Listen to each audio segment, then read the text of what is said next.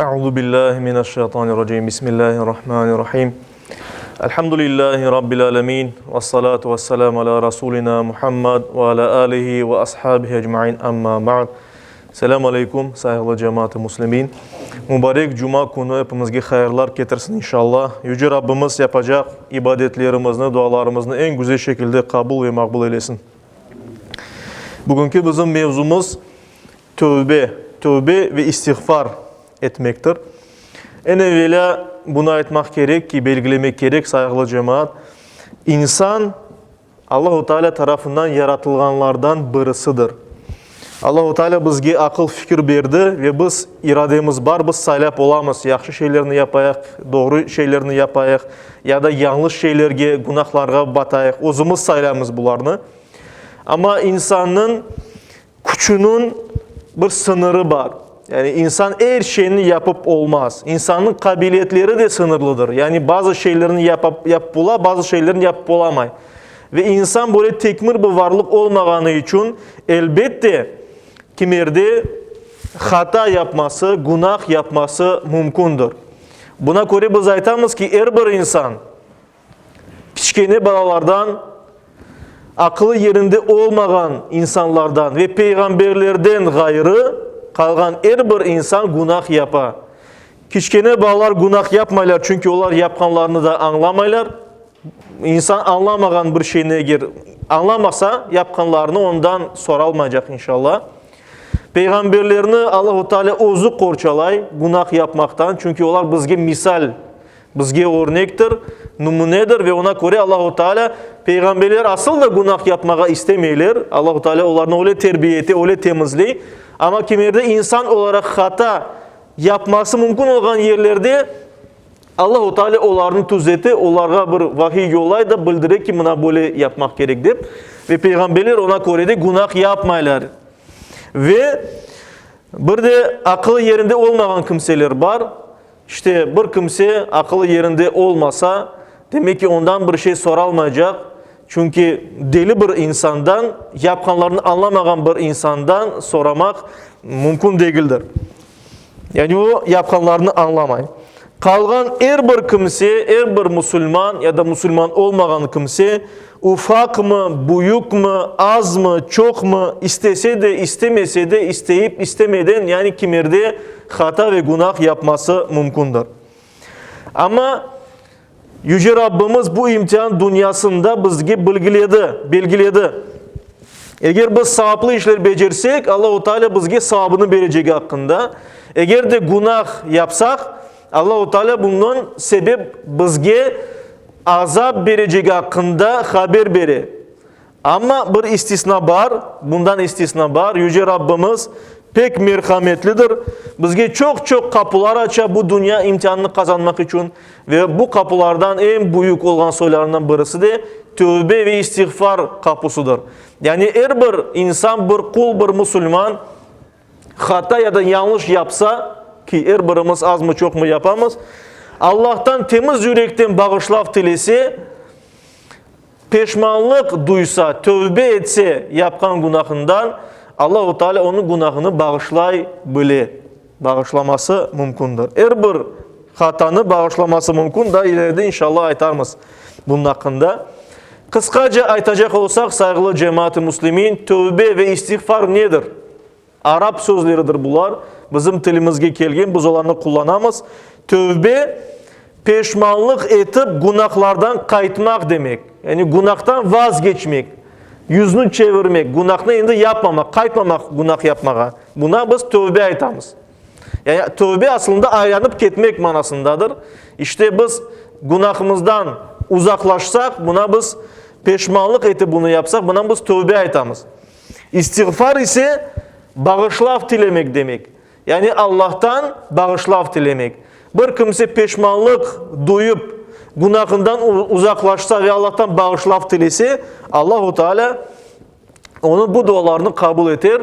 Biz bundan da anlayımız ki hem istiğfar hem de tövbe aslında onlar dua mahiyetindedir. Dua mahiyetinde olan hareketlerdir.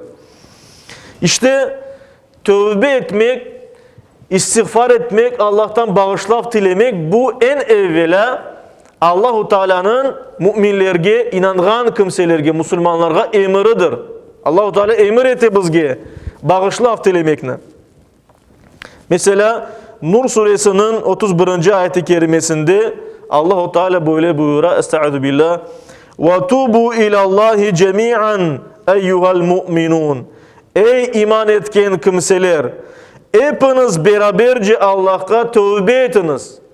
Yani günahlarınızdan pişmanlık duyup kaytınız. لَعَلَّكُمْ تُفْلِحُونَ. Belki de siz kurtuluşa erişirsiniz. Yani Allah'ın razılığına ve cennetke bararsınız. Cennette de kurtulursunuz.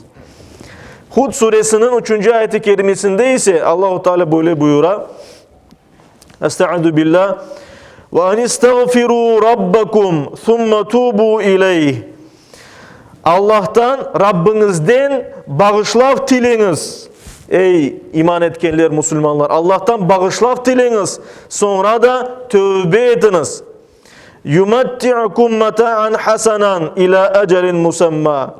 Ki Allahu Teala sizge güzel nimetlerini tayinlengen vakitkaca bersin. Güzel nimetler sizge Allah bersin.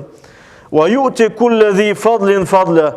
Ve her bir fazilet sahibine faziletini bersin deyip istiğfar etip, bağışlaf dilip Allah'a tövbe etiniz. Muttefakun aleyh, yani Bukhari ve Müslim'de diğer hadis kitaplarında bildirilgeni gibi sahabelerden Enes bin Malik, Allah ondan razı olsun, Peygamberimizin şu sözlerini bizge bildirdi. Peygamberimiz böyle aytti: لَوْ أَنَّ لِبْنِ آدَمْ وَادِيَانِ مِنْ ذَهَبٍ. Eğer de Adem oğlunun, yani insan için altın tolu iki vadisi olsa, iki deri tolu altın olsa, اَحَبَّ اَنْ يَكُونَ لَهُ وَادِيَانِ. İnsan onun için daha da ziyade üçüncü bir vadisi olmasını ister. Yani iki bir tane olsa iki tane ister, iki olsa üç tane ister vesaire. وَلَنْ يَمْلَ فَاهُ اِلَّا التُّرَابِ. Ve insanın ağzını ancak toprak doldurur diye Peygamberimiz. Yani insan her vakit daha ziyadesini istiyor. Çünkü bu dünyada nefsimiz var. Nefsimiz daha ziyade istiyor. Ve ancak toprak doldurur insanın ağzını diye. Yani manada insan ölgenden son kabirge gömülse, endi üstüne toprak sepilse ancak o vakit endi insan toyar dünya nimetlerini. Ve yatubullahu ala men tab. Allah Teala ise ondan tövbe isteyenlerin tövbesini kabul ete de buyura. Tirmizi'de geçken bir hadis-i şerifte ki Enes bin Malik rivayet etti. Peygamberimiz sallallahu aleyhi ve sellem böyle buyurgan: Kullu ibn Adam hatta'un. Yani her bir Adem oğlu, her bir insan hata yapar. Hatalıdır, yani hatası vardır. Ve hayrul hatta'ine tevvabun. Ve hata yapanların en hayırlıları tövbe etkenlerdir. Yapkan hatasından pişmanlık duyganlar. Yine bir hadis Bukhari ve Müslim'de geçken muttefakun aleyh olgan ve Müslim'in rivayeti olgan bir hadis-i şerifte böyle buyura: Ebu Hureyre sahabelerden, Allah ona razı olsun, Peygamberimiz sallallahu aleyhi ve sellem böyle buyurdu. Allah'ın ayetkanlarını bildir evvela.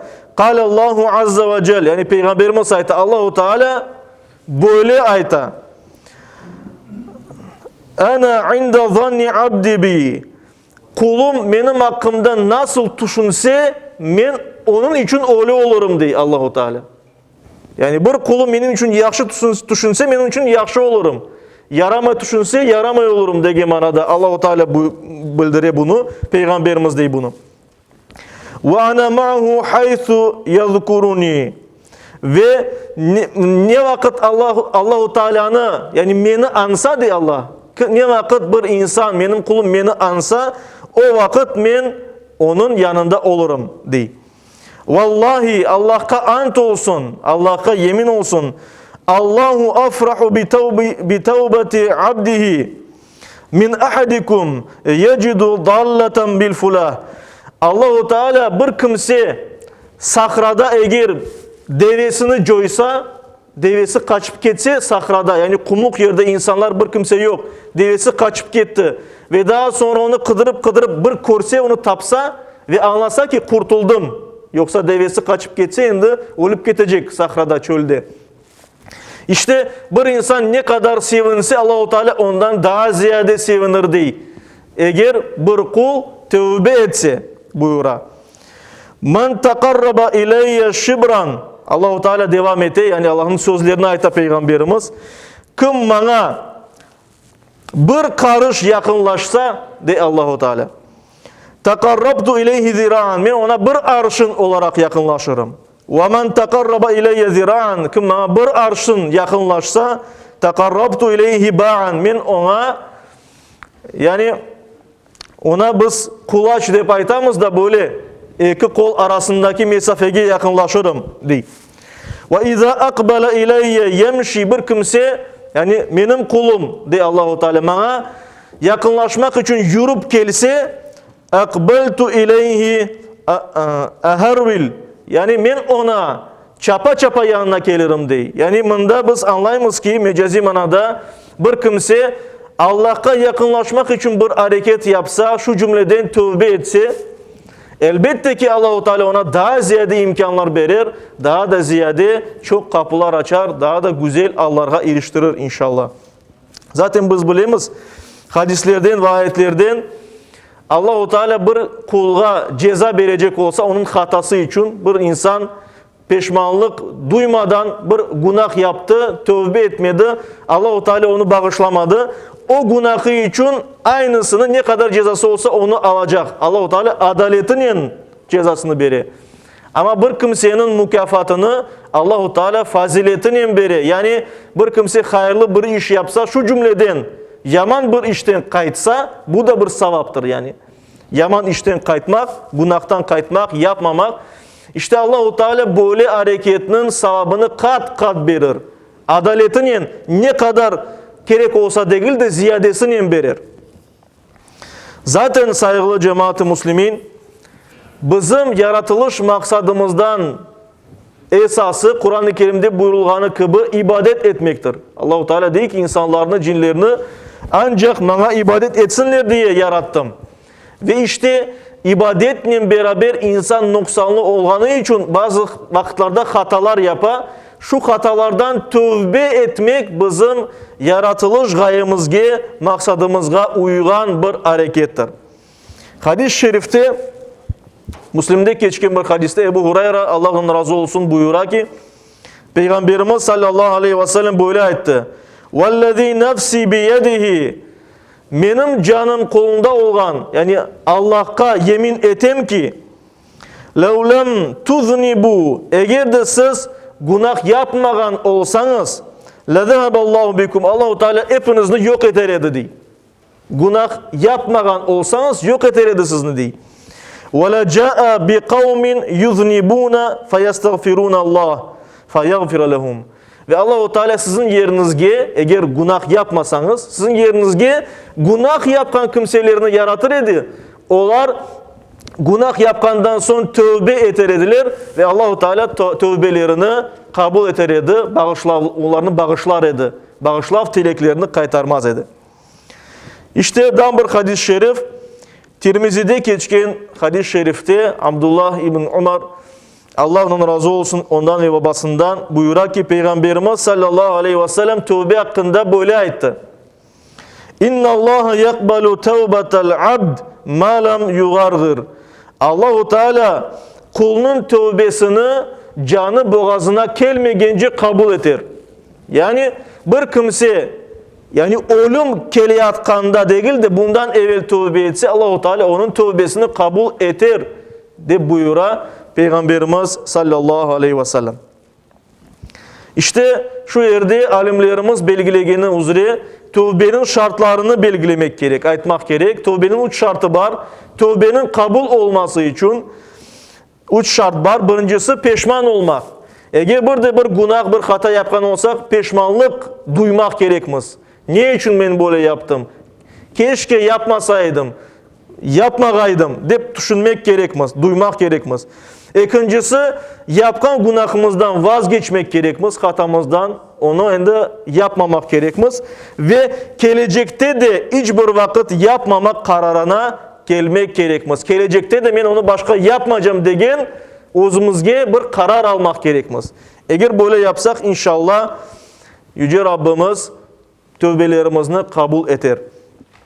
Ve şunu da bildirmek gerek ki Peygamberimiz Muhammed Mustafa sallallahu aleyhi ve sellem bizge örnek ve misal olmak için birinciden, ikinciden Allah-u Teala'ga güzel bir kul olmak için, layık bir kul olmak için Peygamberimiz bile günahsız olganı alda kunde 70 ya da 100 kere tövbe eteydi, istiğfar eteydi, bağışlaf dileydi Yüce Rabbimizden. İşte Yüce Rabbimiz Peygamberimizden bizge böyle tövbenin ne kadar mühim olganını anlatkandan sonra biz de hiçbir vakit bunu unutmamak gerekmiz.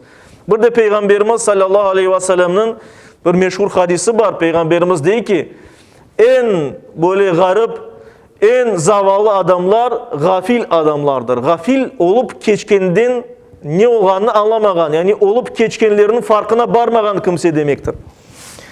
Nasıl gafiller deyip sorulganda Peygamberimiz dedi ki bir insan günah yapa ve günah yapkanını anlamay. Her şey yaxşı deyip düşüne. Ben günah yapmadım deyip düşüne. Ve ona göre tövbe etmey, bağışlaf dilemey Allah-u Teala'dan. Ve ahir zaman gelgende, kıyamet kopkanda herkes hesap bergende artık bu insanın üstüne bu yapkan günahları bir dağ dayın çökecek. Çünkü ondan bağışlaf dilemedi ve Allah-u Teala da onun günahlarını bağışlamadı. Ona göre her daim Müslüman yapkan hatalarını düşünmek gerek. Asıl düşünmek gerek, hata ben yapan mı ya da yapmayayım mı? Ondan sonra da yapkanlarından bağışlaf dilemek gerek ve tövbe etmek gerek.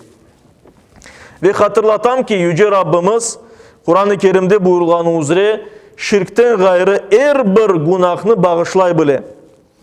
Mesela belli ayet-i kerimede Nisa suresinin 48. ayet-i kerimesinde Allah-u Teala böyle buyura. Estaizu billah. İnna Allah la yaghfiru en yushraka bihi. Allah-u Teala ona şirk koşmakını, yani Allah'tan gayrı başka bir kimseye yönelmek, dua etmek, bir şey istemek, inanmak böyle günahını bağışlamaz. Ve yaghfiru ma duna zalik, ve bundan gayrısını ise bağışlar. Bağışlaması mümkün. Limen yeşa, kimler için istese Allah-u Teala başka günahlarını bağışlaması mümkün. Ve ma yushrik billah, kim Allah-u Teala'ya şirk etse, ortak koşsa fakat iftara isman azima. O pek büyük bir günah yapkan ola, pek büyük bir iftira atkan ola. Ona göre de biz aytamız, eğer Allah'a inanmamak ya da Allah'a ortak koşmaktan gayrı, şirkten gayrı başka bir günah olsa, ne kadar büyük olsa olsun, Yüce Rabbimiz onu bağışlay bile yeter ki insan temiz yürekten peşmanlık bildirip Yüce Rabbimizge yönelsin. Bunda böyle bir misal getirmek de mümkün. Yani Peygamberimiz sallallahu aleyhi ve sellem'in hadislerinden muttafakun aleyh, Bukhari ve Müslim'de geçken bir hadis-i şerifte rivayet edilir ki Ebu Hureyre rivayet etti, Allah onun razı olsun. Peygamberimiz sallallahu aleyhi ve sellem böyle buyurdu. Yadhakullahu ila raculeyn. Allah-u Teala iki kişiye kulümsüreydi. İki kişinin alına kulümsürey, yani onların allarını begeni manasında. Yaqtulu ahaduhumal ahar yadkhulanil cennet. Onlardan birisi başkasını öldüredi, ikisi de cennetke giredi. Yani nasıl ola da bir kimse başkasını öldürüyor ve ikisi de cennetke giriyor ve bunu Peygamberimiz açıklay. Birisi Allah yolunda cihat eti, özünü, canını, işte Müslümanlarını korçalamak için cenk etkende başka bir insan onu öldürüyor. Bu insan şehit düşe ve cennetke bara. Onu öldürgen insan ise hadisin devamında daha sonra Müslüman ola, İslam dinini kabul etti. O da Allah yolunda çıka, o da Allah yolunda hareket etti ve anda şehit düşe ve o da cennetke kire. Ve Allah-u Teala bu alga pek sevine edip bildiri Peygamberimiz sallallahu aleyhi ve sellem. Demek ki İnsan öldürgenden sonra bile bir insan peşmanlık bildirse, Allah-u Teala'dan bağışlap dilese, bu insan yani Allah-u Teala'nın tövbesinin kabul etmesini düşünmesi mümkündür. Ve bunda bir de mühim bir husus var, onu aytıp geçeyim elbet. Allah hakkından gayrı kul hakkı degen şey var saygılı cemaat. Ona göre de bir kimsenin eğer bir canına, malına ya da namusuna biz kırgen olsak, en evvela elbette ki o insan eğer bizni bağışlamasa ona biz cevabımızı verecekmiz. Ona biz sevaplarımızı verecekmiz ya da günahlarını üstlenecekmiz. Daha sonra da Allah-u Teala bizlerini ya bağışlar ya da bağışlamaz. İşte Yüce Rabbimiz her birimizge yapkanlarımızı düşüngen, hatalarımızdan, günahlarımızdan kaytkan, tövbe etken, Allah'tan bağışlap dilegen kullardan olmağa nasip eylesin, yüreklerimizin temizlesin, Müslüman olarak yaşap, iman üzere Müslüman olarak vefat etmeyi her birimizge nasip etsin. Amin.